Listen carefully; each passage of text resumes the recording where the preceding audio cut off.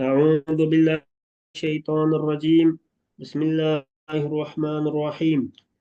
الحمد لله رب العالمين والعاقبة للمتقين، والصلاة والسلام على نبينا محمد وعلى آله وصحابته ومن اتبعهم بإحسان إلى يوم الدين. اللهم لا علم لنا إلا ما علمتنا إنك أنت العليم الحكيم. رب اشرح لي صدري ويسر لي أمري واحلل عقدة من لساني يفقه قولي. ربي يزدني علما. Allah Teala'nın iltifatıyla Sure Nisa'nın 66. ayete geldik. Aldınғы ayette Allah Teala münafıklarınki ahvalini bayan kılgandır.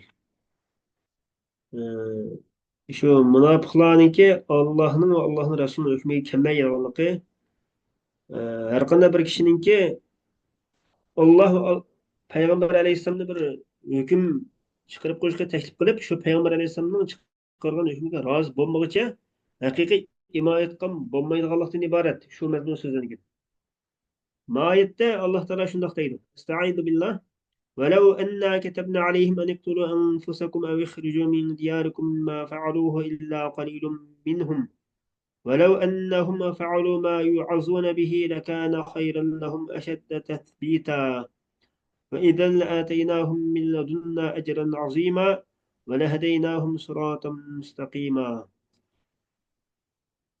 Yani eğer biz ularga özüңlarni öldürüңlar yoki yurtuңlardan chiqib ketinglar deb emir qilgan bo'lsak, ya'ni ilgirkilarga yuklagandek ig'ir taklifni ularga yuklasak edik, ularning ozg'inisidan boshqasi buni ijro qilmaydi. Agar ular qilingan vaz nasihatga amal qilsa edi, albatta ularga yaxshi bo'ladi va iymoni mustahkam bo'lgan bo'ladi. Gumrohlik va nifoqdan eng yiroq bo'lgan bo'ladi. Bu chog'da dargohimizdan ularga albatta buyuk ajr, ya'ni jannat ato qiladiq. Ularni albatta to'g'ri yo'lga hidoyat qiladiq. Yani velev enne ketebne aleyhim degan agar ularga biz belgilgan bo'lsak, emir qilgan bo'lsak, nima debsa en degan mufassara. Shu qilingan emirniki nimaligini tafsir qilib beruvchi demoqchi. Mufassiratun. Yani o'zinglarni o'ldiringlar yoki yurtinglardan chiqib ketinglar deb o'sha emir qilgan bo'lsak, xuddi ilgari Isroil avlodiga shuna emir qilgandek. Ma faaluhu qilmagan bo'ladi ular. Ularga shu emir qilingan ishni qilmagan bo'ladi. Ozg'inisidan boshqasi. Qalilun degan rafilan o'qilganda qalilun deb rafilan o'qilgan chog'da oldingi so'zning badal bo'lib boshqa o'qilgan bo'ladi deydi. Qalilan deb nasb o'qilsa istisno deb turib nasb o'qilgan bo'ladi demoqchi ekan. Yani qalilun minhum ularning ichidan ozg'inisidan boshqasi buni qilmagan bo'ladi.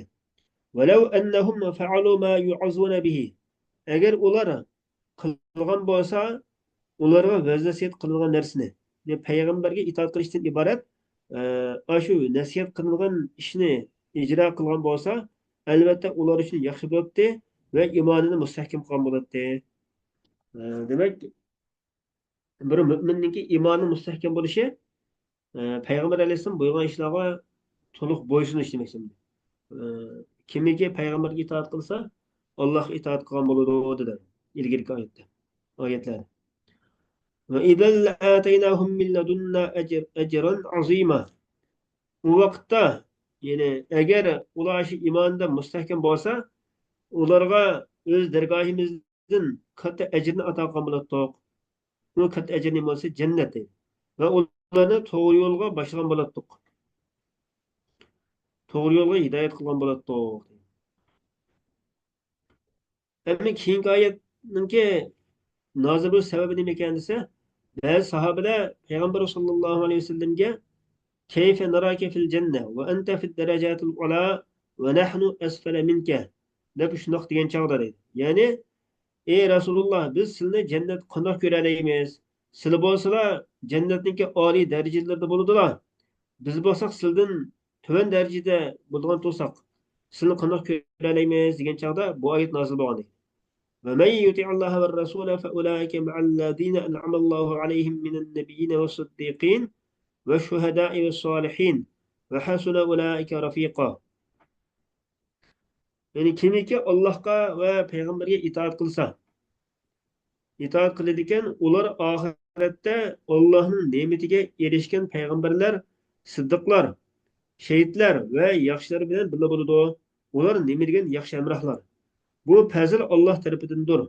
Alloh fazl ehsonga tegishli bo'lganlarni bilishda yetarlikdir. Va rasul degan va man yuti Alloh va rasula. Ya'ni Alloh va Alloh rasuli buyurgan ishlarda shu Allohga va Alloh rasuli itoat qilsa, shular kimlar bilan birga bo'ladi desa, Alloh in'om qilgan kishilar bilan birga bo'ladi. Ular payg'ambarlar, siddiqlar, shahidlar va solihlar. Bu siddiqlarning kim bo'lsa, payg'ambarlarning hamrohlarniki eng kattalari. Ular rostchilikda va payg'ambarni tasdiq qilishda nihoyat yuqori chekka yetganligi uchun shuni siddiq deb atalgan deydi. Shahidlar degan shu Alloh yo'lida o'ldirilganlar. Va solihin g'ayri man zukira. Ilgari boshda zikr qilinganlardan boshqa boshqa kishilardan birga bo'ladi. Shular bo'lsa, nima degan yaxshi hamrohlar. Rufaqaa fil janna. Jannatga hamrohlardir. Qanday desa bi an yustamta'a fiha bi ru'yatihim.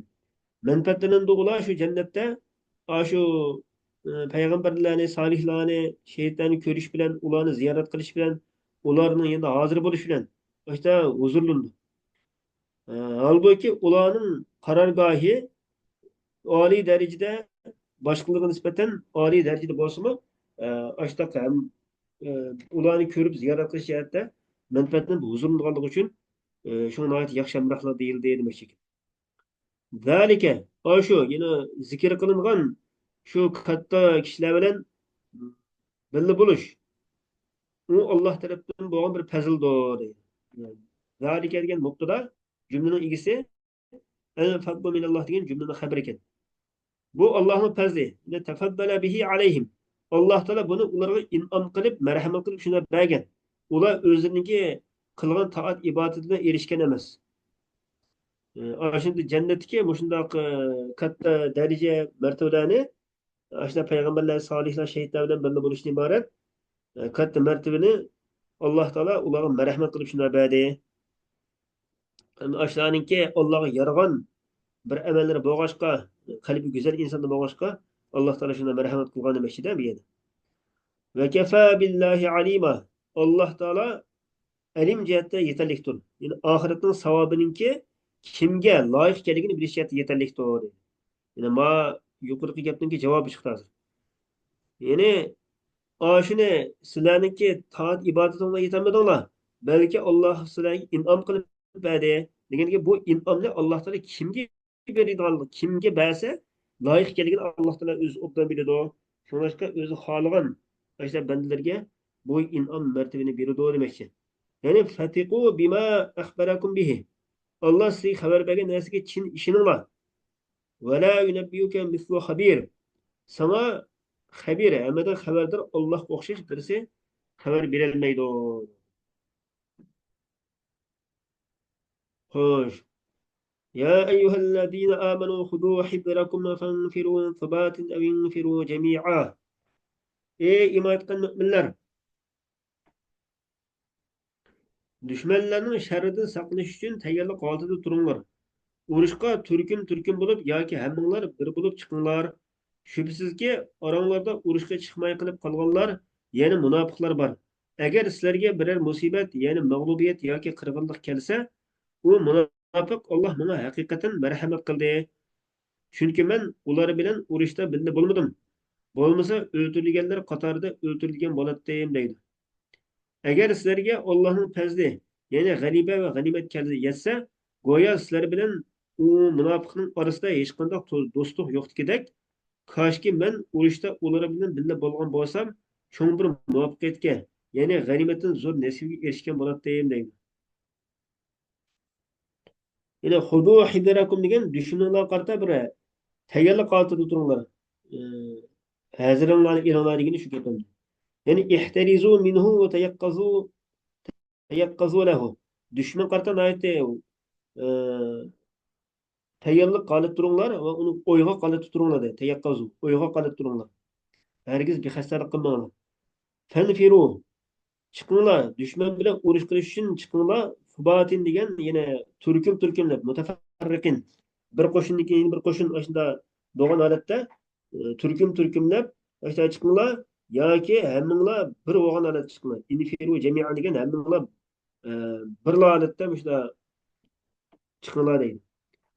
Ve inne minkum. Hakikaten sizlerning ichinglardan shunda bir kishilar borki, ya'ni munofiqlar bor demoqchi. La yubatti anna degan la yata'akhkharanna anil qital. Urushga chiqmaydi. Abdullah ibn Ubay munofiq va uning hamrohlariga o'xshash. Ve ja'alahu minhum min haythu zahiri. Hem onu şu munofiqlarning qatoridan sanadi, zahir jihatdan. Zahirini qarab shuna muomala qilgan gapi. La yubatti anna degan lam qasam uchun kelgan. Elbette o uruş çıkmaydı. Fe in asabetkum musibe. Eğer sizlerge bir musibet yetip kalsa, öldürülüş ve mağlup buluş kokşuş şunda bir musibet yetip kalsa, o deydi ki kad en'amallahu aleyh. Allah bana in'am kıldı. Çünkü ben ula bilen hazır bulmadım. Ula bilen bile uruşka hazır bulmagan idim. Eğer ula bilen bile uruş çıkkan bolsam, ben şuna musibet yoluqqan bolatdım. Demek bana Allah in'am kıldı deb mani hata tafsir qilyapti bu gapni. Hata tushuntiryapti. Yana urush chiqmay, musibet yo'liqmay qolgani Allohning man qilgan in'omi deyapti. Munofiqning gapida bu. Valain agar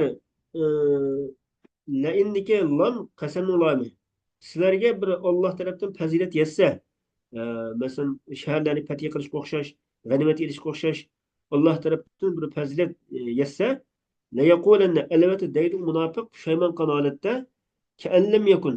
Ka'an degandiki ka'anning asli ka'annahu kan. Bu muxaffafa ka'an degan ka'annahudan taxfif qilingan, yengillashtirilgan. Uning ismisi mahsub deydi. Ka'anna asli ka'anna, uning ismisi hu. Yani ka'annahu.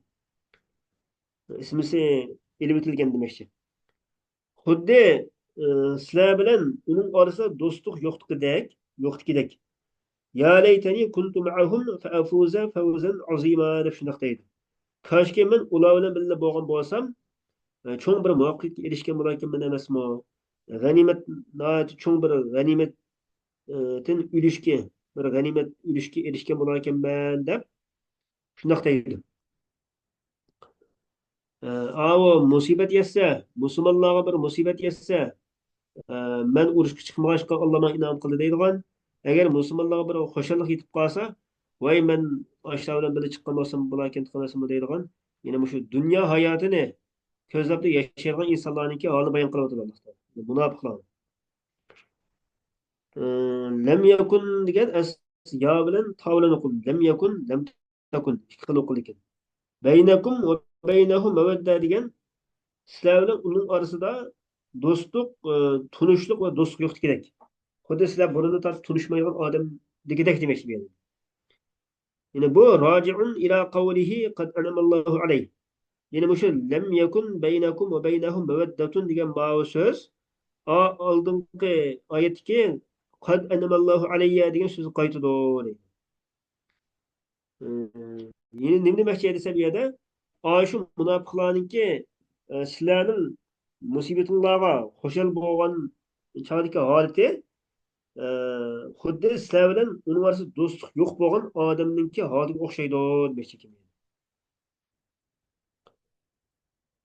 u'turida bihi beynel kavli ve makulihi.